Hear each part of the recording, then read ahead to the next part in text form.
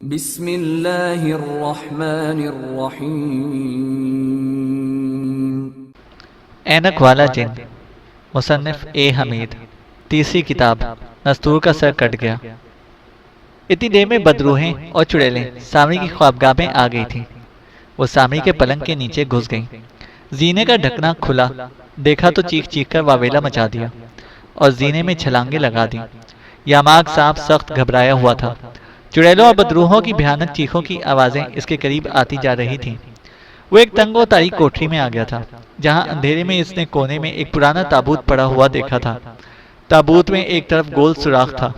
یاماگ سانپ کو گھبراہٹ میں اور تو کچھ نہ سوجا اور وہ تابوت کے سوراخ میں داخل ہو گیا۔ یاماگ سانپ کے روپ میں تھا۔ تابوت کے اندر ہڈیوں کا ایک انسانی ڈھانچہ پڑا ہوا تھا۔ ڈھانچے کی کھوپڑی ڈھانچے کے سینے میں رکھی ہوئی تھی۔ یاماگ سانپ سخت پریشان تھا۔ بدروہوں اور چڑیلوں کی چیخیں کوٹری میں تابوت کے باہر صاف سنائی دے رہی تھیں۔ وہ اپنی موت کے لیے تیار ہو گیا تھا، پھر بھی جان بچانا اس کا فرض تھا۔ وہ تابوت میں ادھر ادھر رینگنے لگا کہ شاید کسی جگہ چھپنے کو کوئی جگہ مل جائے۔ اچانک اس کو ایک دھیمی دھیمی سی آواز سنائی دی، یاماگ میری کھوپڑی میں داخل ہو جاؤ، باہر رہو گے تو مارے جاؤ گے۔ یاماگ سانپ جلدی سے ہڈیوں کے ڈھانچے کے سینے میں پر پڑی کھوپڑی کے اندر چلا گیا۔ کھوپڑی کے اندر پہنچتے ہی یاماگ سانپ کو اپنے آپ ہی میں کچھ پرسکون سا محسوس ہونے لگا۔ وہی دھیمی سی انسانی آواز پھر سنائی دی، یہاں تم پر سامری کے جادو کا کوئی اثر نہیں ہوگا، اپنے آپ کو بالکل محفوظ سمجھو۔ یاماگ سانپ سانس روک کر کھوپڑی کے اندر سمٹ کر بیٹھ گیا۔ اسے کوٹری میں بدروہوں اور چڑیلوں کی چیخوں کی آوازیں سنائی دے رہی تھیں۔ بدروہیں اور چڑیلیں پریشان تھیں، کیونکہ انہیں یاماگ سانپ کے جسم کی لہریں محسوس ہونا ایک دم سے بند ہو گئی تھیں۔ وہ پریشان ہو کر ادھر ادھر دیکھنے لگی تھیں۔ انہوں نے تابوت کا ڈھکنا بھی اٹھا دیا، اندر جھانک کر دیکھا، پھر اس کھوپڑی کو اٹھا لیا تو یاماگ سانپ کی بو نہ آئی، نہ ہی اس کے جسم کی لہریں محسوس ہوئیں اور نہ ہی یاماگ سانپ نظر آیا۔ بدروح نے کھوپڑی انسانی ڈھانچے پر رکھ دی اور تابوت کا ڈھکنا بند کر دیا۔ یاماگ سانپ کی جان میں جان آ گئی۔ جب کوٹری میں سے بدروحوں اور چڑیلوں کی چیخوں پکار سنائی دینی بند ہو گئی تو کھوپڑی کی دھیمی سی آواز آئی، یاماگ میں جانتا ہوں کہ تم کوہ کاف کے سردار سانپ ہو۔ میں تمہیں اسی وقت پہچان لیا تھا جب تم میرے تابوت میں داخل ہوئے تھے۔ تمہاری خوش قسمتی تھی کہ تم میرے تابوت میں آ گئے، ورنہ اس وقت تک بدروہیں اور چڑیلیں تمہاری بوٹیاں اڑا چکی ہوتی۔ یاماگ سانپ نے دھیمی آواز میں کھوپڑی کا شکریہ ادا کیا اور پوچھا، میرے مہربان تم کون ہو جس نے عین وقت پر میری جان بچا لی؟ کھوپڑی نے کہا، میں سامری کا استاد جادوگر تھا، مگر سامری نے میرے ساتھ غداری کی۔ جب اس نے مجھ سے شاید طلسمی منتر سیکھ لیے تو مجھے قتل کروا کر اس کوٹری میں تابوت میں بند کر دیا۔ اب میری روح بھی اس تابوت کے اندر ہی قید ہے اور عذاب سہ رہی ہے، کیونکہ میں ایک شیطانی جادوگر تھا۔ یاد رکھو، جادو برحق ہے، مگر جادو کرنے والا کافر ہوتا ہے۔ جادوگری گناہ ہے اور جادوگر کی روح کو کبھی چین نہیں نصیب ہوتا۔ میری روح بھی یہ عذاب برداشت کر رہی ہے، مگر میں تمہاری جان بچا کر تمہارے ساتھ نیکی کرنا چاہتا تھا، کیونکہ تم کوہ کاف کے نیک دل اور انسانوں کے ہمدرد سانپ ہو۔ یاماگ سانپ نے ایک بار پھر جادوگر کی روح کا شکریہ ادا کیا اور کہا، اے میرے مہربان، میں یہاں اپنے مرحوم دوست نستور کا سلیمانی لاکٹ ڈھونڈنے آیا ہوں، جو سامری جادوگر نے مکاری سے چرا کر تہخانے میں کہیں چھپایا ہوا ہے۔ کیا تم مجھے بتا سکتے ہو کہ لاکٹ یہاں پر کس جگہ پر ہے؟ جادوگر کی روح نے جواب دیا، یاماگ سلیمانی لاکٹ 7 والی کوٹری میں پتھر کے ایک صندوقچے میں بند ہے، مگر تم اسے حاصل نہیں کر سکو گے۔ کیوں میرے مہربان بزرگ؟ یاماگ نے کہا۔ جادوگر کی روح بولی، اس لیے کہ تمہارے جسم پر پانی گرنے سے کالام جادوگر کی بیٹی سانچی کے جادو کا اثر ختم ہو چکا ہے۔ جب تک تم میرے تابوت کے اندر رہو گے تم سامری کے طلسم سے بچے ہوئے ہو۔ جو ہی تم تابوت سے باہر نکلے سامری کی بدروہیں تم پر حملہ کر دیں گی اور تمہاری ٹکا بوٹی کر دیں گی، تم لاکٹ تک پہنچ ہی نہ سکو گے۔ یاماگ سانپ پریشان ہو گیا، کہنے لگا، پھر مجھے کیا کرنا چاہیے جناب؟ میرے لیے نستور کا سلیمانی لاکٹ لے جانا بہت ضروری ہے۔ جادوگر کی روح نے کہا، اگر تمہیں جان پیاری نہیں اور تم مرنا ہی چاہتے ہو تو بے شک لاکٹ حاصل کرنے کے لیے میرے تابوت سے باہر چلے جاؤ۔ یاماگ سانپ نے کہا، کیا آپ میری کوئی مدد کر سکتے ہیں؟ جادوگر کی روح بولی، میں جتنی تمہاری مدد کر سکتا تھا میں نے کر دی ہے، اس کے آگے میرا کوئی اختیار نہیں ہے۔ میں جو کچھ کر سکتا تھا تابوت کے اندر رہ کر ہی کر سکتا تھا، اس کے باہر میں کچھ نہیں کر سکتا۔ تمہارے لیے یہی بہتر ہے کہ یہاں سے نکل جاؤ اور دوسری بار کوئی نئی طاقت حاصل کر کے سلیمانی لاکٹ لینے کے لیے آؤ۔ یاماک سانپ مجبور ہو گیا، سوچا کہ ابھی سے واپس ہی چلے جانا چاہیے، یہی اس کے لیے بہتر ہے، مگر وہاں سے نکلنا بھی خطرناک تھا۔ اس نے جادوگر کی روح سے کہا، میرے مہربان، مجھے واپس جانے کے لیے بھی آپ کے تابوت سے باہر نکلنا پڑے گا، اور باہر سامری کی بدروہیں اور سامری کا طلسم پھیلا ہوا ہے۔ جادوگر کی روح نے کہا، فکر نہ کرو، اس کا علاج میرے پاس موجود ہے۔ تابوت میں جہاں میرے پاؤں کی ہڈیاں پڑی ہیں، ان کے نیچے ایک سوراخ ہے، اس سوراخ سے آگے چلتے جانا، یہ نالی آگے جا کر ایک گٹر میں گرتی ہے، اس گٹر کے اوپر لوہے کا ایک جنگلہ لگا ہوا ہے، تم اس جنگلے سے باہر نکل جانا اور جتنی جلدی ہو سکے وہاں سے دور بھاگ جانا، اس کے بعد میں تمہاری کوئی مدد نہیں کر سکوں گا۔ یاماک سانپ نے جادوگر کی روح کا شکریہ ادا کر کے خدا حافظ کہا اور اس کے ڈھانچے کی پائنٹی کی طرف آ گیا۔ یہاں اس کے پاؤں کی ہڈیاں پڑی ہوئی تھیں۔ یاماک سانپ نے ہڈیوں کو پرے کیا تو نیچے ایک سوراخ نظر آ رہا تھا، اس سوراخ میں داخل ہو گیا۔ سوراخ نیچے نیچے زمین کے اندر کافی دور تک چلا گیا تھا، پھر ایک چھوٹی سی نالی آ گئی جس میں پانی بہہ رہا تھا۔ یاماک سانپ پانی میں اتر گیا اور آگے کی طرف تیرنا شروع کر دیا۔ نالی کئی جگہوں سے گھوم پھر کر سیدھی ہو گئی تھی، یہ نالی زمین کے نیچے بنی ہوئی تھی اور کافی لمبی تھی۔ یاماک کتنی دیر تک اس میں تیرتا رہا مگر نالی ختم ہونے کا نام نہ لیتی تھی۔ آخر نالی ختم ہو گئی، اس کا پانی نیچے ایک بہت بڑے گٹر میں گر رہا تھا جو ایک اندھے کنویں کی طرح تھا۔ پانی کے بہاؤ کے زور سے یاماک سانپ گٹر کے کنویں میں گر پڑا۔ کنویں کے پانی میں گرتے ہی وہ تیر کر کنویں کی دیوار کے ساتھ لگ کر اوپر کی طرف رینگنے لگا۔ کنویں کی دیوار پر بڑی پھسلن تھی، یاماک سانپ کو رینگنے میں بڑی دقت ہو رہی تھی، پھر بھی اس نے ہمت نہ ہاری اور کسی نہ کسی طرح اوپر گٹر کے کنویں کے منہ پر آ گیا جو ایک جنگلے سے ڈھکا ہوا تھا۔ یاماک سانپ جنگلے کی سلاخوں میں سے گزر کر گٹر کے سے باہر کھلی فضا میں آ گیا تھا۔ اس نے دیکھا کہ چاروں طرف بھیانک تاریکی ہے، آسمان پر ایک بھی تارا نظر نہیں آ رہا تھا۔ وہ غائب ہو کر ہوا میں اڑنے کے لیے تیار ہو رہا تھا کہ اچانک ایک طرف سے بدروحوں اور چڑیلوں کی چیخوں کی آوازیں آنے لگیں۔ آوازیں اس طرف تیزی سے بڑھ رہی تھیں۔ وہ سمجھ گیا کہ سامری کی بدروحوں کو اس کا پتہ چل گیا ہے۔ وہ فوراً کنویں کے اندر چلا گیا اور دیوار کے ایک سوراخ میں چھپ گیا۔ چیخوں کی آوازیں وہاں تک پہنچ گئی تھیں۔ یہ بدروحیں اور چڑیلیں تھیں جو اس سارے جنگل میں اندھیرے میں چمگادڑوں کی طرح غوطے لگا لگا کر چیختی چلاتی یاماک سانپ کو ڈھونڈتی پھر رہی تھی۔ یاماک سانپ سانس روک کر اینٹوں میں چھپا بیٹھا تھا۔ جب یاماک سانپ کو گئے کافی دیر ہو گئی اور وہ واپس نہ آیا تو قلعے کے کھنڈر میں چھپے ہوئے زکوٹا اور عمران اور عمرو عیار پریشان ہونے لگے۔ عمرو عیار کہنے لگا، ضرور یاماک سانپ کسی مشکل میں پھنس گیا ہے، مجھے اس کی مدد کو جانا چاہیے۔ زکوٹا بولا، ہاں، اب زیادہ دیر انتظار کرنا مناسب نہیں ہے، ہو سکتا ہے کہ یاماک کو تمہاری مدد کی شدید ضرورت ہو، لیکن ایک بات یاد رکھنا، تم صرف یاماک کی مدد ہی نہیں کرو گے بلکہ سلیمانی لاکٹ لانے کی بھی کوشش کرو گے۔ عمرو نے کہا، فکر نہ کرو، میں دونوں کام کر کے ہی آؤں گا۔ زکوٹا کہنے لگا، اگر ایک خاص مدت گزر جانے کے بعد تم بھی واپس نہ آئے اور دیر لگا دی تو میں یہاں سے چل پڑوں گا۔ اب جاؤ، وقت ضائع نہ کرو، اور ہاں، اپنے جسم کو پانی سے بچانا، کیونکہ اگر تم پر پانی کی ایک چھینٹ بھی پڑ گئی تو کھوپڑی کا طلسم جاتا رہے گا اور تم سامری جادوگر کی بدروحوں اور چڑیلوں کے رحم و کرم پر ہوگے۔ عمرو عیار بولا، میں اتنا بے وقوف نہیں ہوں، میں جاتا ہوں، خدا حافظ۔ یہ کہہ کر عمرو عیار نے منہ سے طوطے کی آواز نکالی اور غائب ہو گیا۔ عمرو عیار کے جسم پر کھوپڑی کے طلسم کا سارا اثر موجود تھا، اس لیے وہ بے خوف ہو کر فضا میں سامری کے محل کی طرف اڑا چلا جا رہا تھا۔ وہ انسانی شکل میں غیبی حالت میں تھا۔ جب وہ سامری کے محل کی خاص فضا میں داخل ہوا تو اژدہوں اور بدروحوں کو تھوڑا تھوڑا محسوس ہو گیا کہ کوئی دشمن فضا میں داخل ہو گیا ہے۔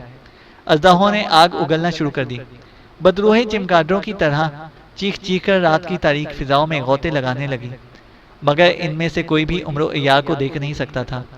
عمرو عیار سامری کے طلسم، چڑیلوں کی چیخوں اور اژدہوں کی آگ سے گزرتا ہوا سامری کے محل کی چھت پر اتر گیا۔ عمرو عیار غلطی سے اس چھت پر نہیں اترا تھا جس چھت پر یاماک سانپ اترا تھا۔ یہ چھت سامری کے محل کے ایک دوسرے کمرے والی چھت تھی۔ اس کے نیچے سامری کی خوابگاہ نہیں تھی، بلکہ اس کے یہ محل ٹوٹا پھوٹا سامان پڑا ہوا تھا۔ عمرو عیار نے چھت پر اترتے ہی اندھیروں میں ادھر ادھر دیکھا، وہاں کوئی زینہ یا سیڑھی نیچے جاتی نظر نہ آئی۔ چاروں طرف چھت کی منڈیریں تھیں جن کے کونوں پر اژدہوں کے بت پڑے ہوئے تھے۔ ان اژدہوں کے منہ کے اندر سے نیلے رنگ کی لہریں نکل رہی تھیں۔ عمرو نے سوچا کہ سامری کے محل میں تو آ گیا ہوں، اب نیچے چل کر معلوم کرنا چاہیے کہ سامری کا سونے کا کمرہ کہاں ہے، کیونکہ سامری کے سونے کے کمرے میں اس کے پلنگ کے نیچے سے اس خفیہ تہ خانے کو راستہ جاتا تھا جہاں لاکٹ رکھا ہوا تھا۔ عمروں کو ابھی تک یاماک صاحب کا بھی کوئی سراغ نہیں ملا تھا۔ اس کا اندازہ کہہ رہا تھا کہ ضرور یاماک صاحب تہ خانے کے اندر کسی جگہ پھنس کر رہ گیا ہے، تہ خانے میں جا کر ہی اس کا کچھ پتہ چل سکتا ہے۔ یہ سوچ کر عمرو عیار نے چھت پر سے نیچے جھانک کر دیکھا۔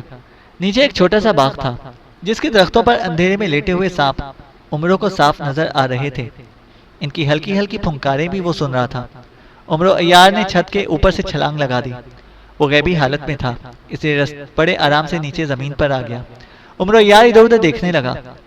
وہ اس رستے کی تلاش میں تھا جو سامری کی خوابگاہ کو جاتا تھا۔ اسے وہاں کوئی زینہ یا برآمدہ نظر نہیں آ رہا تھا۔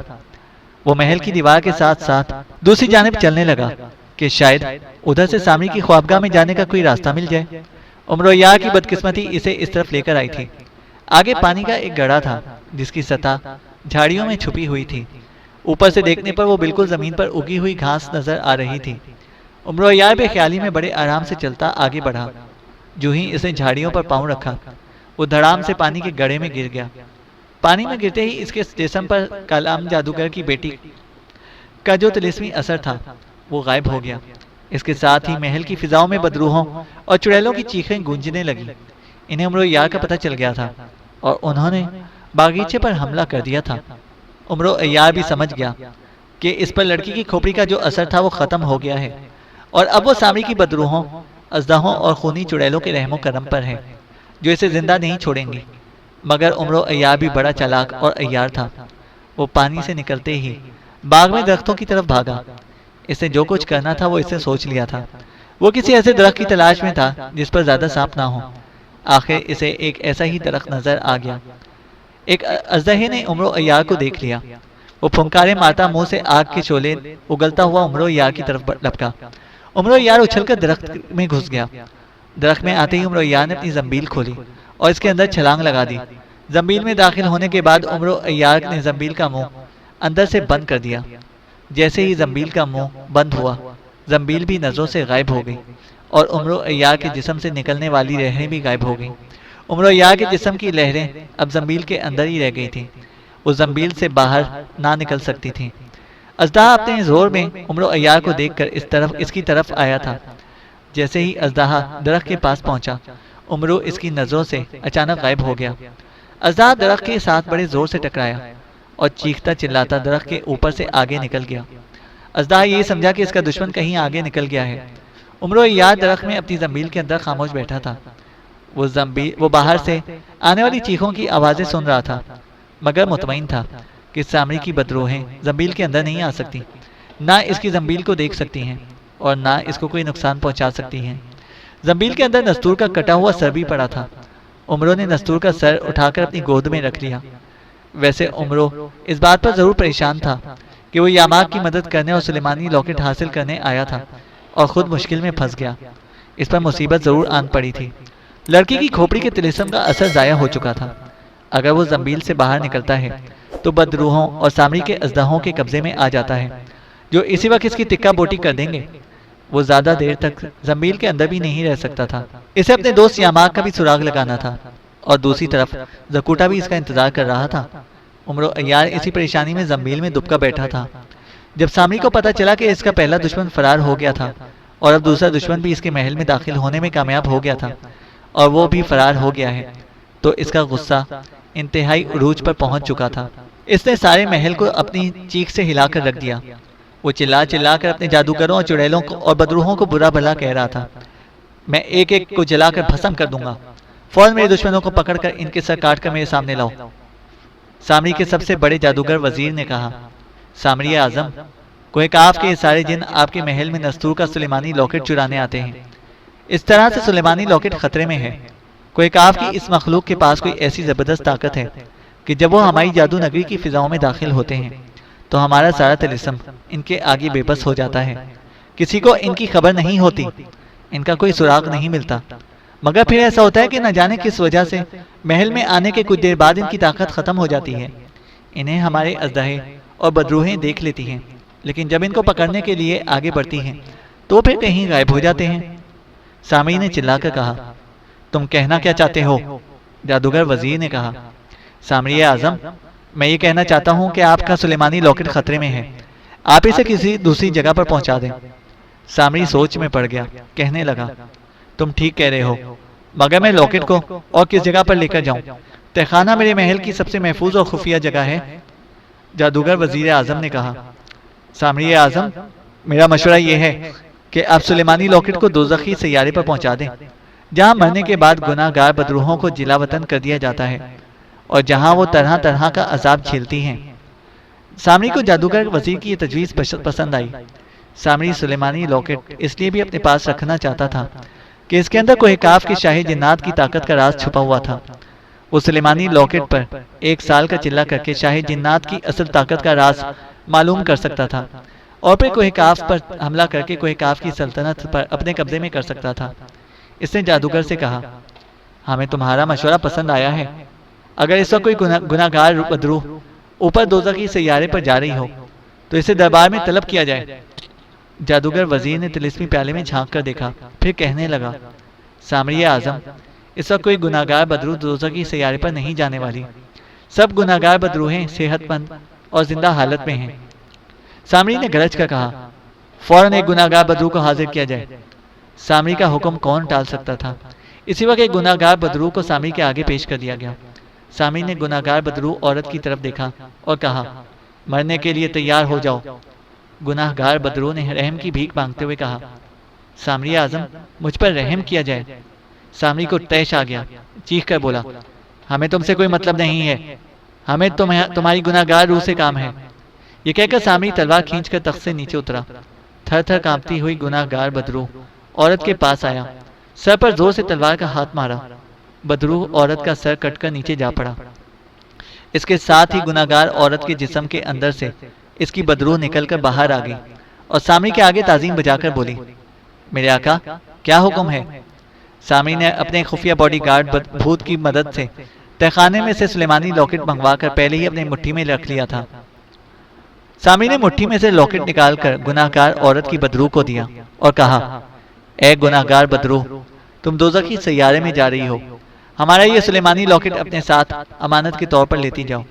دوزخی سیارے پر تم جہاں بھی رہنا، اس کی حفاظت کرنا۔ ہم جانتے ہیں کہ دوزخی سیارے پر کوہ کاف کی مخلوق نہیں جا سکتی، کیونکہ دوزخی سیارے کا ان کو کوئی علم نہیں ہے۔ اس کے باوجود ہم تم کو خبردار کرتے ہیں، اے گناہ گار بدروح، کہ اگر تم سے یہ سلیمانی لاکٹ گم ہو گیا تو ہم تو کسی نہ کسی طرح اپنا لاکٹ تلاش کر لیں گے، مگر یہاں جادو نگری میں ہم تمہارے خاندان کی کسی بھی بدروح کو زندہ نہیں چھوڑیں گے۔ گناہ گار بدروح نے دھیمی سی آواز میں کہا، سامری اعظم، میں اس لاکٹ کو اپنی روح سے زیادہ عزیز سمجھ کر اس کی حفاظت کروں گی۔ اس کے ساتھ ہی گناہ گار بدروح نے ایک دردناک چیخ مار کر غائب ہو گئی۔ سلیمانی لاکٹ گناہ گار بدروح کے ہاتھ دوزخی سیارے پر بھجوا کر سامری اس طرح مطمئن ہو گیا۔ تب اس نے جادوگر وزیر کو حکم دیا، ہمارے 2 دشمن ہمارے محل میں داخل ہونے کی گستاخی کر چکے ہیں، میں حکم دیتا ہوں کہ وہ جہاں کہیں بھی ہیں ان کو قبضے میں کیا جائے اور ان کے سر کاٹ کر شہر کے دروازوں پر لٹکا دیے جائیں۔ جادوگر وزیر نے سر جھکایا۔ سامری سخت غصے میں پھنکارتا ہوا وہاں سے اپنی خوابگاہ کی طرف چل دیا۔ عمرو یار ابھی تک سامری کے محل کے درخت پر لٹکی ہوئی اپنی زنبیل کے اندر چھپا بیٹھا تھا۔ نستور کا سر اس کی گود میں تھا۔ وہ زکوٹا کے بارے میں سوچنے لگا کہ وہ اس کے پیچھے ضرور نکل چکا ہوگا۔ خدا کرے کہ وہ بھی پانی کے گڑھے میں نہ گر پڑے، نہیں تو اس پر کیا کیا گیا کھوپڑی کا طلسم بھی بے اثر ہو جائے گا اور سامری کی بدروہیں اسے ضرور پکڑ لیں گی۔ اب عمرو عیار کو یہ خیال بھی آنے لگا کہ ہو سکتا ہے کہ آماک صاحب بھی کسی ایسی مصیبت میں پھنس گیا ہو سکتا ہے کہ وہ بھی سامری کے باغیچے کے پانی والے گڑھے میں غلطی سے گر گیا ہو اور اس کا طلسم بھی ختم ہو گیا ہو اور بدروحوں نے اسے مار ڈالا ہو۔ عمرو عیار کے دماغ میں طرح طرح کے پریشان کر دینے والے خیالات آ رہے تھے۔ فضا میں بدروحوں اور چڑیلوں کی چیخیں ابھی تک گونج رہی تھیں، اگرچہ اس کی زنبیل کسی کو نظر نہیں آ رہی تھی، مگر عمرو عیار زنبیل لے کر وہاں سے جتنی جلدی ہو سکے زکوٹا تک پہنچ جانا چاہتا تھا۔ زکوٹا پرانے قلعے میں بیٹھا بیٹھا تنگ آ گیا۔ وہ سوچنے لگا کہ آماک صاحب کو گئے کافی وقت گزر گیا ہے، وہ واپس نہیں آیا۔ اب عمرو عیار گیا ہے، وہ بھی واپس نہیں آیا۔ جا کر دیکھتا ہوں آخر ان کے ساتھ کیا گزر گئی ہے، ہو سکتا ہے کہ انہیں میری مدد کی ضرورت ہو، مجھے ان کی مدد کو پہنچنا چاہیے۔ پھر سے خیال آیا کہ تھوڑی دیر اور انتظار کر لوں، ہو سکتا ہے کہ عمرو یار ابھی واپس آ جائے۔ زکوٹا پرانے قلعے کے اوپر جا کر ایک ٹوٹے ہوئے برج میں بیٹھ گیا اور جس طرح یاماک سانپ اور عمرو عیار اڑ کر گئے تھے اس طرف دیکھنے لگا۔ یاماک سانپ جادو نگری سے دور گٹر کے کنویں کی دیوار میں چھپ کر بیٹھا ہوا تھا۔ وہ سانپ کی شکل میں تھا۔ باہر چڑیلیں اور بدروہیں فضا میں چیخ چیخ کر اسے تلاش کر رہی تھیں۔ یاماک سانپ اس وقت تک کنویں سے باہر نہیں آ سکتا تھا جب تک کہ سامری کی بدروہیں اور چڑیلیں یاماک کی تلاش سے تھک ہار کر واپس نہیں چلی جاتی۔ دوسری طرف کامئی ناگن بھی ابھی تک تلسمی تالاب کے درمیان چٹان پر اگے ہوئے گھنے درخت پر ناگن کی شکل میں چھپ کر بیٹھی ہوئی تھی۔ وہ اگر چاہتی تو غائب ہو کر کسی نہ کسی طرح سامری کی جادو نگری سے نکل کر انسانوں کی دنیا میں واپس جا سکتی تھی، مگر اس کے سامنے دو بڑے اہم کام تھے جنہیں وہ ہر حالت میں کرنا چاہتی تھی۔ ایک کام یہ تھا کہ جس طرح بھی ہو وہ نستور کا سر واپس لائے۔ دوسرا کام یہ تھا کہ نستور کے سر کو اس کی لاش کے ساتھ لگا کر اسے دفن کر دے۔ وہ سامری سے نستور کے قتل کا بدلہ بھی لینا چاہتی تھی، اسی وجہ سے وہ ابھی سامری کی دنیا میں ہی رہنا چاہتی تھی، مگر اب اسے درخت پر بیٹھے کافی دیر ہو گئی تھی اور وہ چاہتی تھی کہ کسی محفوظ جگہ پر جا کر اپنا کوئی خفیہ ٹھکانہ بنائے اور پھر وہاں سے اس پہاڑ کی طرف جائے جہاں کھڈ میں نستور کی لاش پڑی ہوئی تھی۔ کامئی ناگن سب سے پہلے نستور کی لاش کو محفوظ جگہ پر لا کر رکھ دینا چاہتی تھی، اس کے بعد اس کا سر واپس لانے کے لیے نکلنا چاہتی تھی۔ فضاؤں میں چڑیلوں اور بدروہوں کی بڑی دیر سے کوئی چیخ سنائی نہیں دی تھی۔ اس کا مطلب تھا وہ سامری کی جادو نگری سے کافی فاصلے پر آ گئی ہوئی تھی۔ کامئی ناگن درخت پر سے رینگ کر اتر آئی۔ وہ ایک رات اور ایک پورے دن اس درخت میں چھپی ہوئی تھی۔ اب بھی اسے خطرہ لگ رہا تھا کہ کسی طرف سے بلبتوڑی نہ نکل آئے، مگر بلبتوڑی وہاں نہیں تھی۔ کامئی ناگن نے درخت کے تنے کے گرد ایک چکر لگایا۔ ایک جگہ درخت کے تنے میں چھوٹا سا شگاف نظر آیا۔ وہ شگاف کے پاس آئی۔ کیا دیکھتی ہے کہ درخت کی جڑوں میں اندر جانے کا راستہ بنا ہوا ہے۔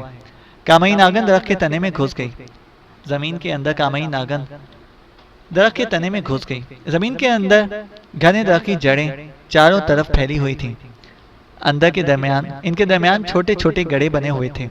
کامئی ناگن کو یہ جگہ بڑی محفوظ محسوس ہوئی۔ اس نے فیصلہ کیا کہ نستور کی لاش یا اس کے سر کو لے کر اسی جگہ چھپا دے گی۔ یہ فیصلہ کر کے کامئی ناگن درخت کے تنے کے شگاف میں باہر نکل آئی۔ وہ تالاب میں اتر گئی اور تیرتی ہوئی تالاب کے دوسرے کنارے پر آئی۔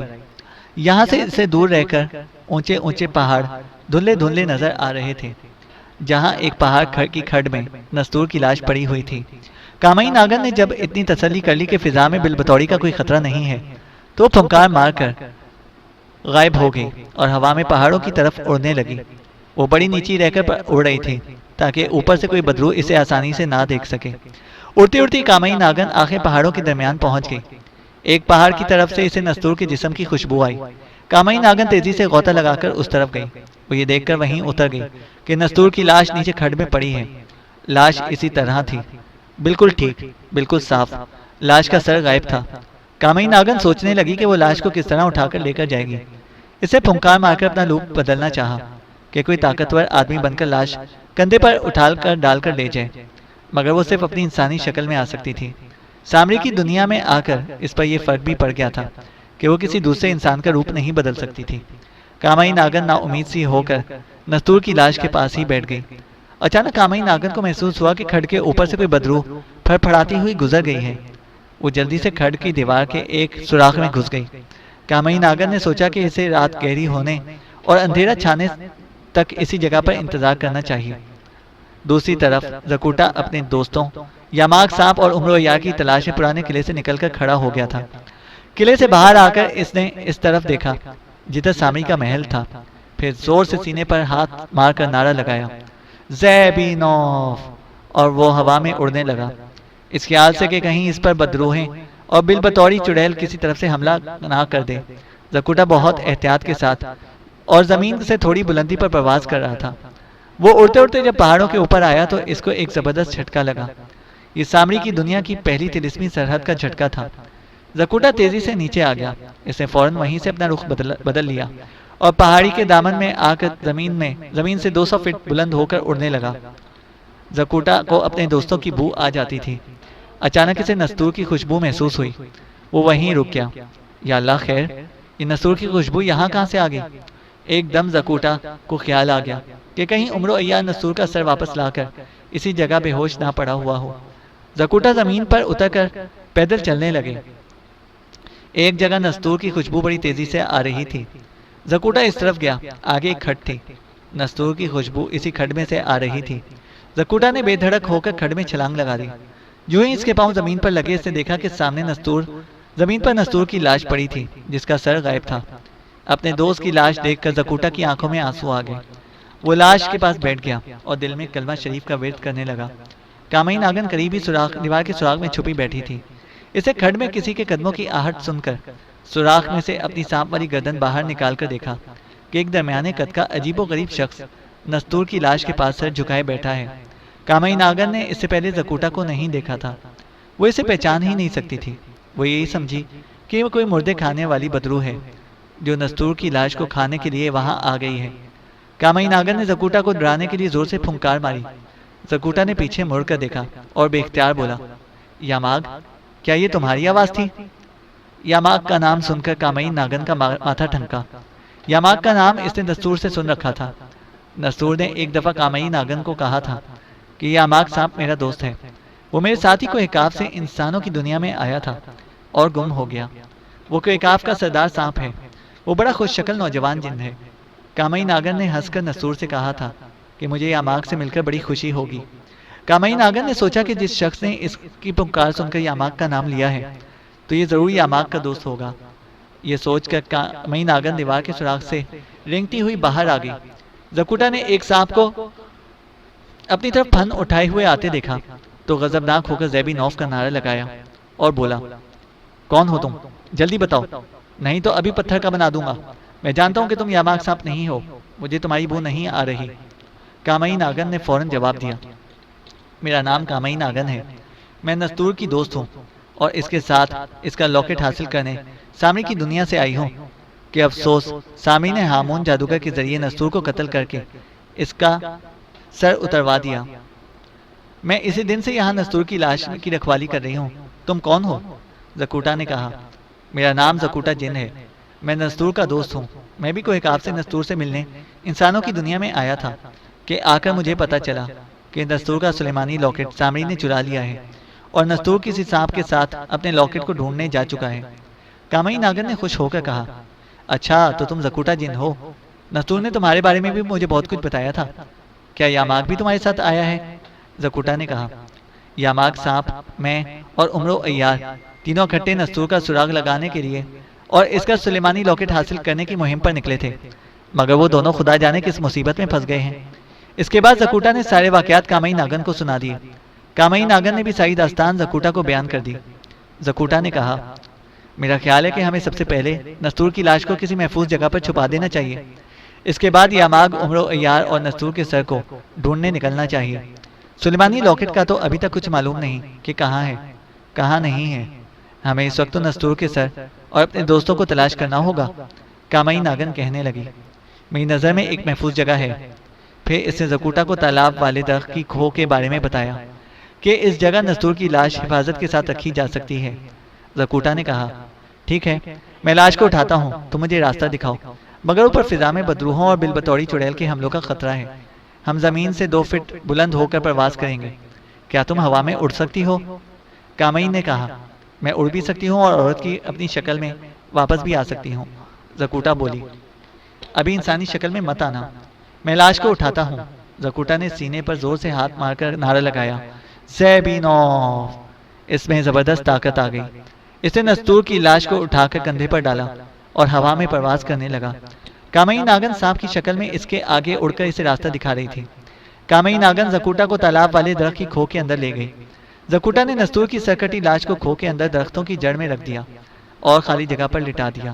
کامئی ناگن نے زکوٹا سے کہا، رات بڑی اندھیری ہے، اس وقت سامری کی ساری بلائیں آسمان پر پھر رہی ہوں گی۔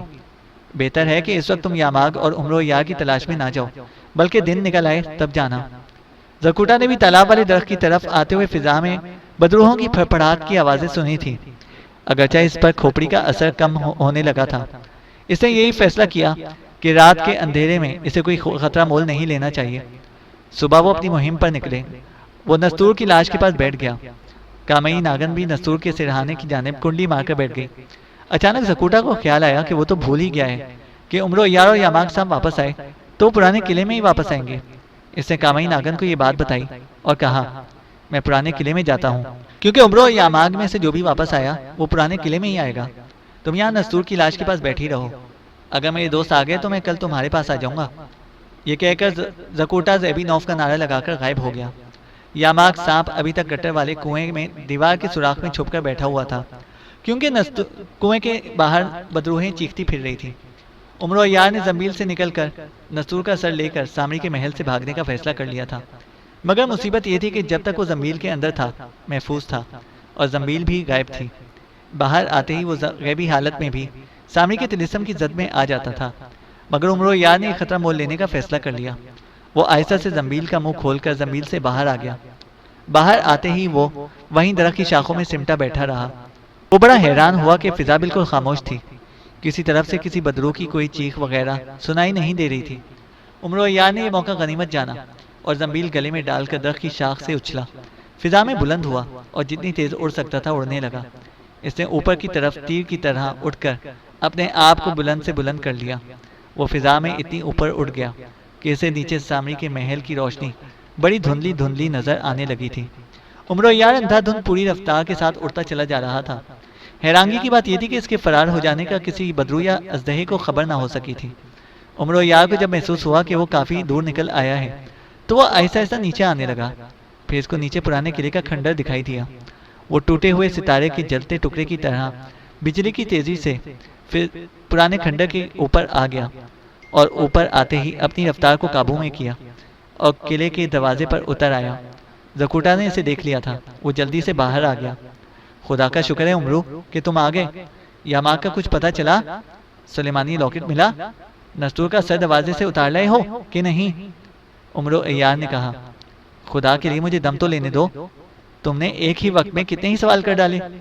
عمرو عیار نے زنبیل کھولی اور نستور کا سر باہر نکال کر کہا میں صرف یہی ایک کام کر سکا ہوں۔ اگر میں پانی میں ناک گر پڑتا اور کھوپڑی کا اثر ختم نہ ہو جاتا تو شاید میں آگے یاماگ کا بھی پتہ چلا لیتا اور سلیمانی لاکٹ بھی لے کر آ جاتا، مگر پانی میں گرنے کے بعد میرے لیے اپنی جان بچانی مشکل ہو گئی۔ زکوٹا بڑی اداس نظروں سے اپنے دوست نستور کا سر دیکھ رہا تھا۔ اس نے نستور کا سر بڑے احترام سے اپنی گود میں رکھا اور عمرو عیار کو کامئی ناگن سے ملاقات اور نستور کی سرکٹی لاش مل جانے کے بارے میں بتایا۔ عمرو بولا تو پھر کامئی ناگن کے پاس چلو تاکہ ہم اپنے دوست نستور کی لاش کو دفن کر دیں۔ دونوں پرانے قلعے سے نکل کر کامئی ناگن کے پاس تالاب والے درخت کی کھو میں آ گئے۔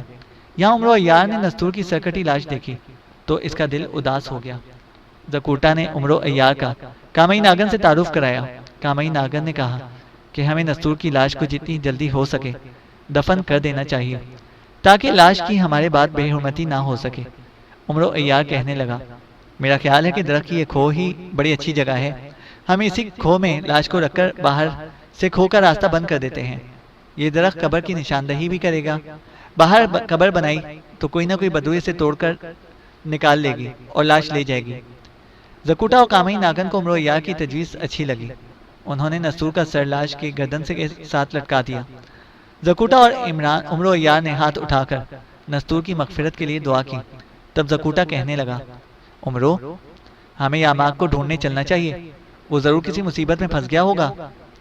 عمرو عیار فوراً تیار ہو گیا، کہنے لگا زکوٹا تمہارے جسم پر ابھی پانی نہیں پڑا، تم پر لڑکی سانچی کی کھوپڑی کا اثر باقی ہے، مجھ پر اثر ختم ہو گیا ہے، لیکن میں تمہارے ساتھ ضرور جاؤں گا۔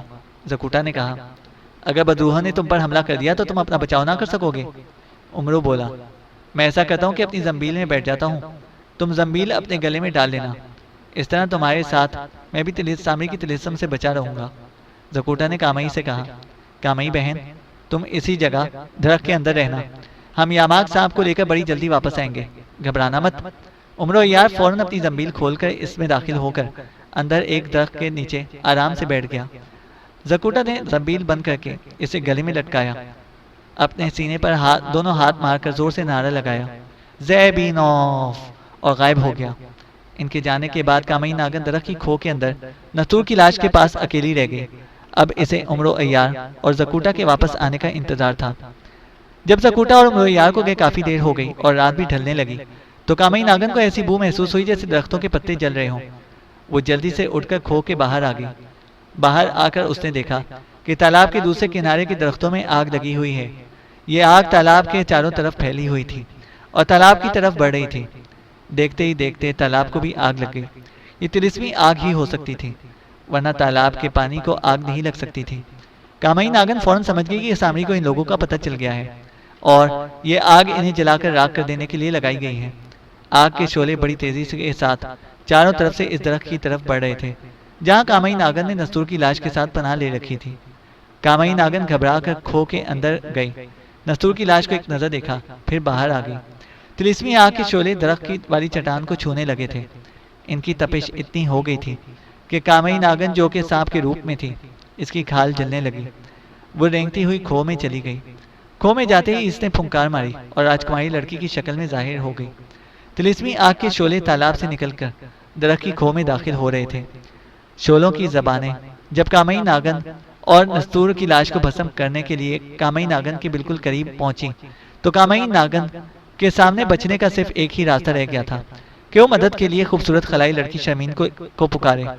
خلائی لڑکی شرمین نے کامئی ناگن کو خلائی انگوٹھی دے کر کہا تھا کہ جب کبھی تمہاری جان پر بن جائے اور تمہاری زندگی اور موت کا سوال پیدا ہو جائے تو اس انگوٹھی پر جڑے ہوئے کرسٹل کو اپنے ہاتھ پر رگڑنا، میں یا میرا کوئی خلائی ساتھی تمہاری مدد کو پہنچ جائے گا۔ کامئی ناگن نے خلائی انگوٹھی اپنے منہ کے اندر منکے والی تھیلی میں سنبھال کر رکھی ہوئی تھی۔ اس نے جلدی سے خلائی انگوٹھی منہ سے نکالی اور اپنے ہاتھ پر زور سے رگڑا۔ خلائی انگوٹھی کے رگڑتے ہی درخت کی کھو میں ایک دم نیلی سی روشنی پھیل گئی۔ کامئی ناگن کے سامنے خلائی لڑکی شرمین کھڑی تھی۔ کامئی ناگن نے کہا، شرمین بہن، میں نے مجبور ہو کر تمہیں آواز دی ہے، دیکھ لو سامری کی طلسمی آگ مجھے اور نستور کی لاش کو بھسم کرنے والی ہے۔ خلائی لڑکی نے نستور کو پہچان لیا تھا، کہنے لگی، نستور کو کس نے قتل کر دیا؟ کامئی بولی، صبح سامری جادوگر نے۔ میں اس لاش کو جلنے سے بچانا چاہتی ہوں۔ شرمین بولی، فکر نہ کرو، ایک ہاتھ نستور کی لاش پر رکھو، دوسرا ہاتھ میرے ہاتھ میں دے دو۔ کامئی ناگن نے، جو کہ لڑکی کے روپ میں تھی، جلدی سے ایک ہاتھ نستور کی لاش پر رکھ دیا اور دوسرا ہاتھ شرمین کے ہاتھ میں دے دیا۔ طلسمی آگ کے شعلے اب اس کے جسم کو چھونے لگے تھے۔ خلائی لڑکی شرمین نے اپنا ایک ہاتھ سینے پر رکھا اور وہ تینوں غائب ہو گئے۔ کھو خالی پڑی تھی، نہ وہاں نستور کی لاش تھی، نہ کامئی ناگن تھی اور نہ خلائی لڑکی شرمین وہاں موجود تھی۔ طلسمی آگ کے شعلے درخت کو جلا رہے تھے مگر کامئی ناگن جان بچا کر وہاں سے بھاگ چکی تھی۔ اب ہم زکوٹا کی طرف چلتے ہیں۔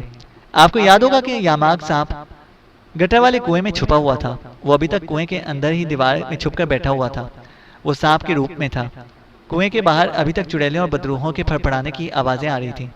یاماگ سانپ باہر نہیں نکل سکتا تھا، جبکہ زکوٹا عمر و عیار کی زنبیل گلے میں ڈالے غیبی حالت میں یاماگ سانپ کو سامری کی جادو نگری کی فضاؤں میں ڈھونڈتا پھر رہا تھا۔ وہ ہوا میں کافی بلندی پر اڑ رہا تھا۔ عمر و عیار زنبیل میں بند تھا۔ اچانک زبردست آندھی چلنے لگی۔ ہوا کے تھپیڑے زکوٹا کو ادھر سے ادھر اچھالنے لگے۔ اس نے سنبھلنے کی بڑی کوشش کی مگر آندھی کا طوفان اس قدر خوفناک اور تیز تھا کہ زکوٹا طوفان میں تنکے کی طرح اڑنے لگا۔ بادل گرج رہے تھے، بجلیاں کڑک رہی تھیں۔ اچانک بارش شروع ہو گئی۔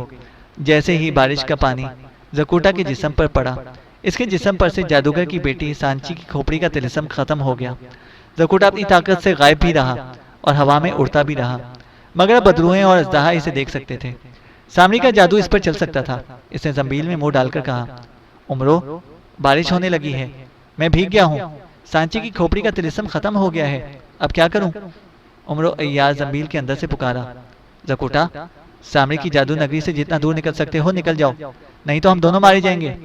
زکوٹا نے چلا کر کہا، میں کیا کروں، یہ طوفان مجھے سنبھلنے نہیں دے رہا، پھر بھی کوشش کرتا ہوں۔ زکوٹا ہوا میں ہاتھ پاؤں مارنے لگا مگر طوفان بڑھتا گیا۔ پھر ایک طرف سے تیز ہوا کا بگولا آیا اور اس نے اپنے گھومتے ہوئے چکر میں زکوٹا کو پھنسایا اور اسے لے کر پہلے آسمان کی طرف اٹھتا چلا گیا، پھر ایک دم نیچے اتنی تیزی سے آیا کہ زکوٹا جن خدا سے دعائیں مانگنے لگا کہ یا خدا مجھے اس بلا سے بچا۔ بگولا شور مچاتا تیزی سے نیچے ایک سمندر میں اتر گیا۔ سمندر کے نیچے وہ اتنی تیزی سے اترا تھا کہ جب زکوٹا کو ہوش آیا تو سمندر کے نیچے کئی میل کی گہرائی میں پڑا ہوا تھا۔ اس کے چاروں طرف اندھیرا ہی اندھیرا تھا۔ زکوٹا بڑی مشکل سے سمندر کی تہہ میں پڑے پتھر اور پہاڑیاں نظر آ رہی تھیں۔ عمر و عیار بھی زنبیل سے باہر نکل آیا تھا۔ ان کے پاس اتنی طاقت تھی کہ وہ سمندر کی گہرائیوں میں پانی کے اندر بھی زندہ رہ سکتے تھے۔ عمر و عیار بولا، اوپر نکلنے کی کوشش کرتے ہیں مگر سمندر کے لاکھوں بلکہ اربوں ٹن پانی کا دباؤ اس قدر تھا کہ وہ اوپر نہیں جا سکتے تھے۔ وہ سمندر کی تہہ کے ساتھ ساتھ ایک طرف تیرنے لگے۔ تیرتے تیرتے انہیں سمندر میں ڈوبے ہوئے سیاہ کالے پہاڑ کا ایک غار دکھائی دیا۔ عمرو نے اس طرف اشارہ کیا۔ زکوٹا اور عمرو دونوں تیرتے تیرتے غار کے اندر چلے گئے۔ غار سمندر کے پانی سے بھرا ہوا تھا۔ وہ غار میں دیوار کے ساتھ لگ کر بیٹھ گئے۔ زکوٹا نے کہا، عمرو، یہ ہم کہاں پھنس گئے ہیں؟ سمندر کے پانی کا دباؤ اتنا زیادہ ہے کہ خدا کی مدد کے بغیر ہم ساری زندگی یہاں سے باہر نہیں نکل سکتے۔ عمرو بولا، خدا پر بھروسہ رکھو، وہ ضرور ہماری مدد کرے گا۔ اتنے میں انہیں پانی میں کسی کے تیرنے کی آواز آئی۔ دونوں نے غار میں غور سے دیکھا۔ اچانک غار کے اندھیرے میں ایک خوبصورت جل پری نکل کر ان کے سامنے آ گئی۔ جل پری کا اوپر والا جسم عورت کا اور نیچے کا دھڑ مچھلی کا تھا۔ اس کے بال سنہری تھے اور آنکھیں نیلی تھیں۔ زکوٹا نے کہا، اے جل پری بہن، ہماری مدد کرو۔ چینل کو سبسکرائب کریں اور بیل آئیکن کو پریس کریں تاکہ ہماری ہر اپڈیٹ آپ کو بر وقت مل سکے۔